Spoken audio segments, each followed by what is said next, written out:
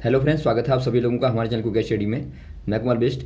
इस वीडियो के माध्यम से दोस्तों आपके यहाँ पर कराऊंगा आर्मी टेक्निकल एनए का दोस्तों केमिस्ट्री का पार्ट नंबर 19, यानी कि दोस्तों आपको रसायन विज्ञान का पार्ट नंबर 19 मिलेगा। इससे पहले दोस्तों आपको 18 पार्ट कराए जा चुके हैं, जहाँ पर आपने महत्वपूर्ण क्वेश्चन को देखा है केमिस्ट्री के। यदि आपने उनको ना देखा हो दोस्तों, उनको आप जरूर देख लें ताकि आपके पिछले वाले सारे क्वेश्चन तैयार हो जाएँ। यहाँ पर भी दोस्तों आप बहुत ही महत्वपूर्ण क्वेश्चन को देखेंगे जो आपके बार बार पूछे जाते हैं, तो आराम से आप कॉपी और पेन निकालेंगे दोस्तों और सारे क्वेश्चनों को लगातार नोट करते रहेंगे। और दोस्तों आपसे दरख्वास्त है, यदि आपने हमारे चैनल को सब्सक्राइब ना किया हो तो प्लीज़ सब्सक्राइब कर लें ताकि हमारी वीडियोज़ आपको लगातार प्राप्त होते रहें। तो शुरू करते हैं। पहला क्वेश्चन आपको दिखाई देता है दोस्तों, यदि किसी मिश्र धातु में एक धातु पारद है तो इसे क्या कहते हैं।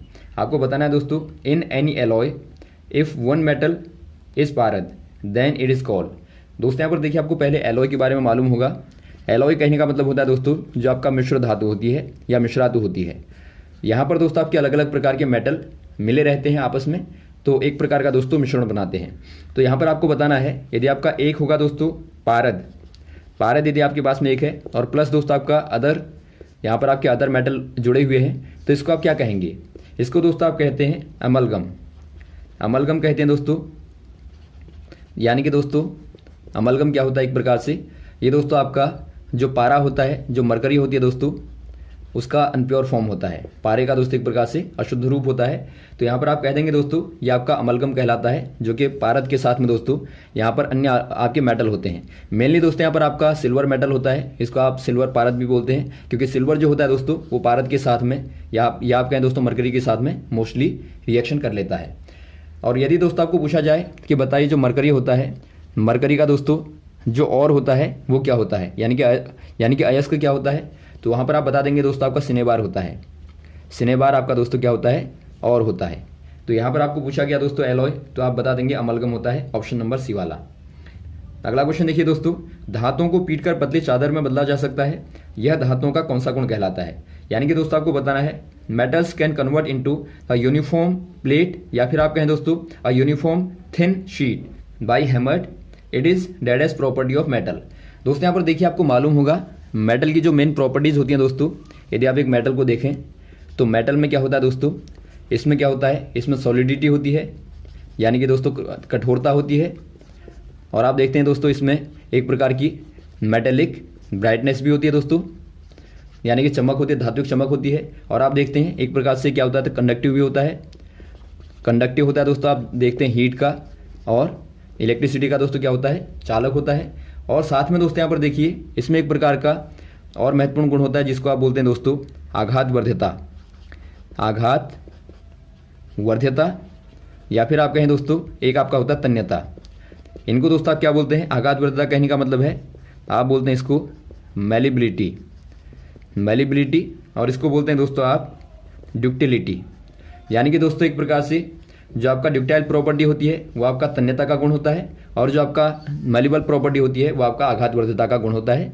इनको आप कैसे समझेंगे दोस्तों, यदि आपके पास में कोई मेटल है, आपने देखा होगा मेटल को दोस्तों यदि आप पीटते हैं तो क्या होता है, वो पतली चादर के रूप में दोस्तों कन्वर्ट हो जाता है, यानी कि एक पतली शीट के रूप में दोस्तों, थिन शीट के रूप में कन्वर्ट हो जाता है। तो इस प्रॉपर्टी को दोस्तों आप क्या बोलते हैं, मेलिबिलिटी बोलते हैं, यानी कि आघात वर्ध्यता बोलते हैं। तो यहाँ पर आपको यही पूछा गया है, तो आप बता देंगे दोस्तों ऑप्शन नंबर डी वाला आपका सही हो जाएगा। यदि आपको पूछा जाए कि आप किसी भी मेटल को ड्यूक्टाइल करके दोस्तों एक प्रकार से थिन वायर के रूप में कन्वर्ट कर सकते हैं, तो ऐसी प्रॉपर्टी को आप क्या कहेंगे, इस प्रॉपर्टी को दोस्तों आप कह देते हैं तन्यता का गुण। आपने देखा होगा यदि आप कॉपर को लें दोस्तों तो आप आराम से इसको तार के रूप में कन्वर्ट कर लेते हैं, तो ये दोस्तों एक प्रकार का क्या होता है, तन्यता का गुण होता है। यदि आपको दोस्तों मोस्टली मेलेबल मेटल पूछे जाएँ, जो आपके ज़्यादा आघातवर्धक मेटल होते हैं दोस्तों, उनमें दोस्तों आपका गोल्ड आता है, मेनली गोल्ड आपका आता है, और आपका सिल्वर आता है। तो दोनों का आप याद रखेंगे, सोना और दोस्तों आपका सिल्वर होता है। अगला क्वेश्चन देखिए दोस्तों, कार्बन क्या है, आपको बताना है व्हाट इज द कार्बन।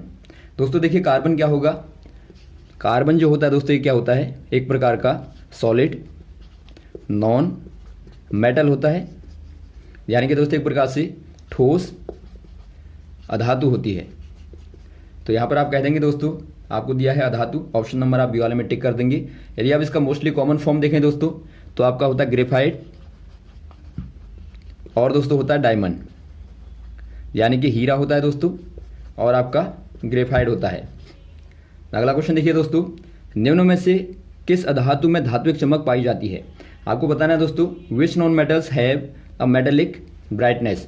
आपको बताना है दोस्तों जो आपकी मेटेलिक ब्राइटनेस होती है ये दोस्तों आपकी कौन से वाले नॉन मेटल में। दोस्तों यहाँ पर देखिए आपने मेटलों में तो देखा ही होगा ब्राइटनेस होती है, लेकिन यहाँ पर यदि आपका नॉन मेटल में दोस्तों धात्विक चमक हो तो ऐसे वाले कौन से वाले नॉन मेटल हैं आपको बताना है। या आपका आयोडीन होगा या ग्रेफाइट होगा या ए और बी बोथ होगा या कोई नहीं। ये दोस्तों आपके यहाँ पर हो जाएगा आयोडीन और दोस्तों साथ में हो जाएगा ग्रेफाइट। दोनों ही दोस्तों क्या है, दोनों अधातु हैं और दोनों में ही दोस्तों धात्विक चमक पाई जाती है। तो ऑप्शन नंबर आपका हो जाएगा सी वाला, ए और बी दोनों। यदि आपको केवल आयोडीन दिया होगा दोस्तों तो वहाँ पर आप आयोडीन में टिक करेंगे। अगला क्वेश्चन देखिए दोस्तों, निम्न में से किस पदार्थ में ऑक्सीजन नहीं होती? आपको बताना है which matter have no oxygen. दोस्तों यहाँ पर देखिए आपको मैटर दिए हैं, पदार्थ दिए हैं, इनमें से आपको बताना है कौन से वाले में O2 दोस्तों अब्सेंट होती है। यहाँ पर आपका मिट्टी का तेल होगा यानी कि केरोसिन ऑयल होगा, या कांच होगा, या सीमेंट होगा, या ग्लूकोज होगा। यहाँ पर दोस्तों आपका यहाँ पर हो जाएगा केरोसिन ऑयल दोस्तों, यानी कि आपका मिट्टी का जो तेल होता है इसमें दोस्तों क्या होता है O2 दोस्तों नहीं होता।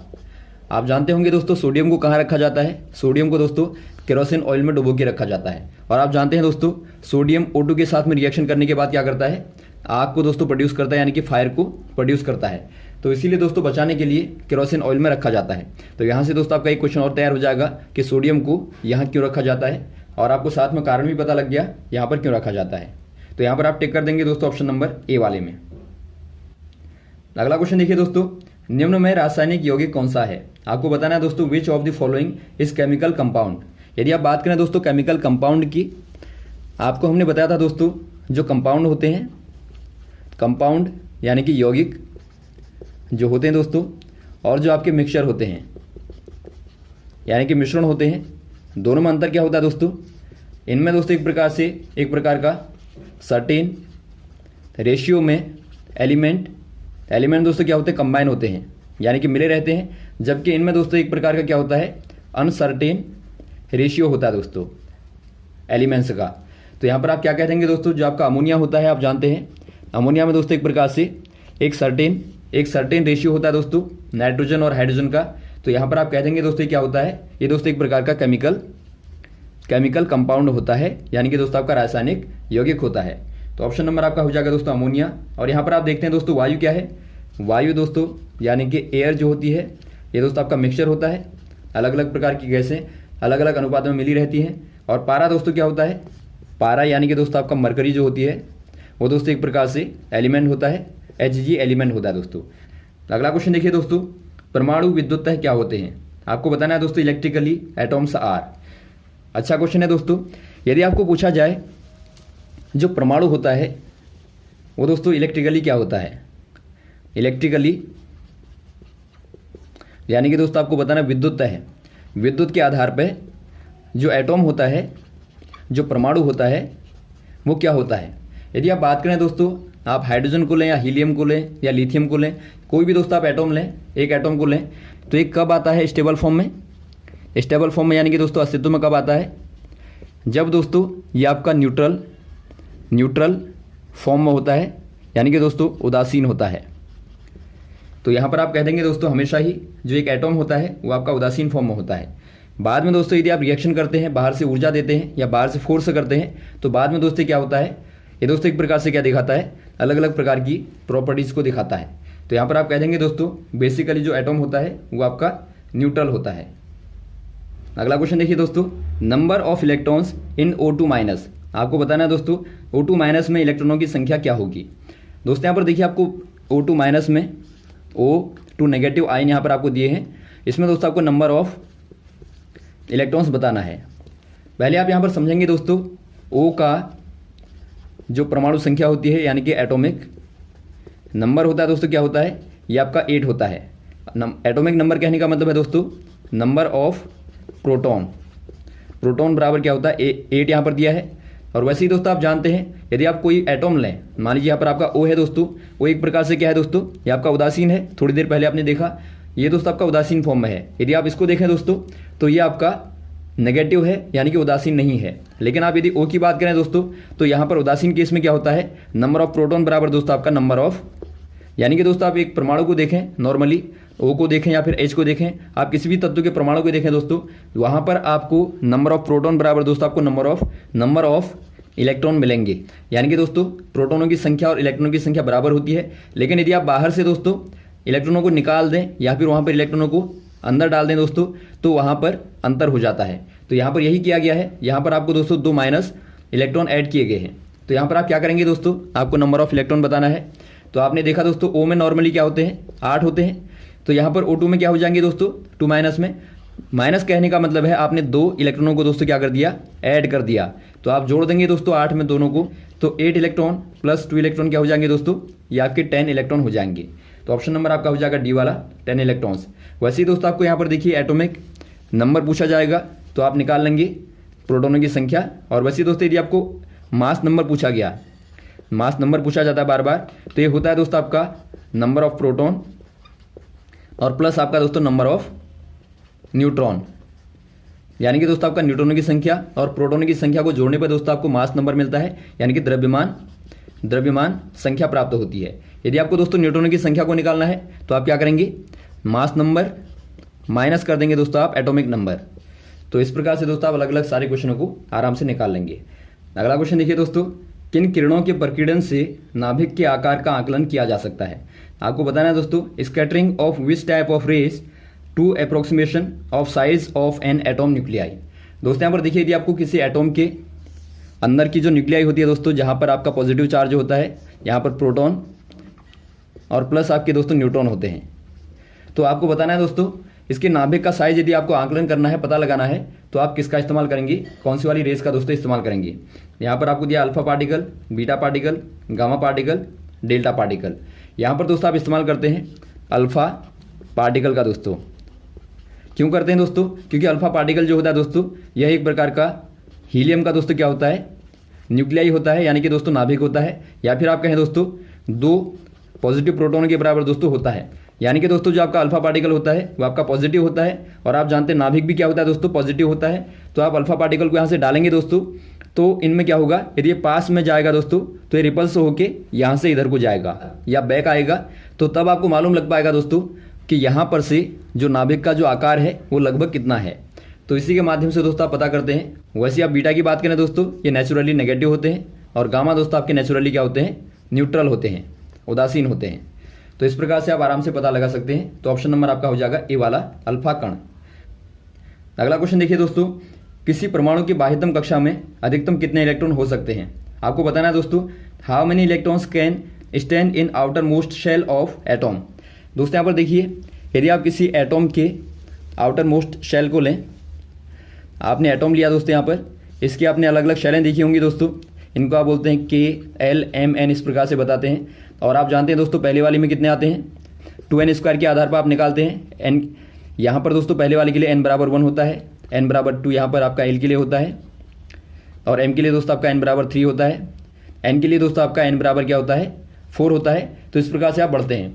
यदि आपको पहले वाले में देखना है दोस्तों, यहाँ पर आप रख देते हैं 1 को, तो यहाँ 2 आएंगे, और यहाँ पर आप देखेंगे दोस्तों तो यहाँ पर आपके 8 आएंगे। तो इस प्रकार से दोस्तों आप आराम से निकाल लेते हैं। यहाँ पर आपके 18 आएंगे। यदि आप दोस्तों आउटर मोस्ट की बात करें, आउटर मोस्ट की बात करें दोस्तों, यानी कि बाह्यतम की बात करें, तो वहाँ पर दोस्तों हमेशा ही आपके मैक्सिमम जो आते हैं वो आपके दोस्तों 8 आते हैं, यानी कि 8 इलेक्ट्रॉन्स दोस्तों आ सकते हैं। ऐसा क्यों होता है दोस्तों, आप जानते हैं प्रत्येक शेल के पास में दोस्तों क्या होता है, SPDF ऑर्बिट होते हैं। तो ऑर्बिटों में दोस्तों लगातार फिलअप होने के बाद में आपको फाइनल जो आपका आउटर मोस्ट में बचेगा दोस्तों, वो 8 से ज़्यादा नहीं आ पाते हैं। तो यहाँ पर दोस्तों आउटर में मैक्सिमम क्या हो जाते हैं, ये आपके दोस्तों 8 ही आ पाते हैं। तो यहाँ पर आप कह देंगे दोस्तों ऑप्शन नंबर सी वाला 8। यदि आप पहले वाले में देखें दोस्तों, तो यहाँ पर आपके मैक्सिमम क्या आते हैं, 2 आते हैं। अगला क्वेश्चन देखिए दोस्तों, रेडियो सक्रियता की इकाई क्या होती है। आपको बताना है दोस्तों, what is the unit of radio activity. यदि आप बात करें दोस्तों रेडियो एक्टिविटी की, दोस्तों यहाँ पर देखिए आप रेडियो एक्टिविटी को जानते होंगे। रेडियो एक्टिविटी क्या होती है दोस्तों, यानी कि रेडियो सक्रियता जो होती है, इसके आधार पर क्या होता है दोस्तों, कुछ खास प्रकार के नाभिक होते हैं जो लगातार अल्फा, बीटा, गामा रेस को निकालते रहते हैं, और इसके आधार पर दोस्तों इनका लगातार क्या होता रहता है, डीके होता रहता है, यानी कि क्षय होता रहता है। तो ऐसों को ही दोस्तों आप क्या बोलते हैं, रेडियो एक्टिव एलिमेंट बोलते हैं। अब यहाँ पर देखिए दोस्तों, यदि आपको रेडियो एक्टिविटी की मात्रा को जानना है तो इसके लिए दोस्तों आप कौन सी वाली यूनिट का इस्तेमाल करते हैं, इकाई का प्रयोग करते हैं, आपको बताना है। इनमें से दोस्तों आपका क्या हो जाएगा, कैंडेला होगा, क्यूरी होगा, फर्मी होगा, रेडियन होगा। यहाँ पर दोस्तों आपका हो जाता है क्यूरी, ऑप्शन नंबर आपका बी वाला सही हो जाएगा दोस्तों। मैडम क्यूरी के आधार पर इसका नाम क्यूरी रखा गया है, तो ऑप्शन नंबर आपका बी वाला सही हो जाएगा। वैसे ही दोस्तों आप जानते हैं कैंडेला क्या होता है दोस्तों, कैंडेला जो है ज्योति तीव्रता का मात्रक होता है। और फर्मी दोस्तों आप जानते होंगे उनके नाभिक की या फिर दोस्तों एटॉम की रेडी को निकालने के लिए खासतौर पर इस्तेमाल होता है।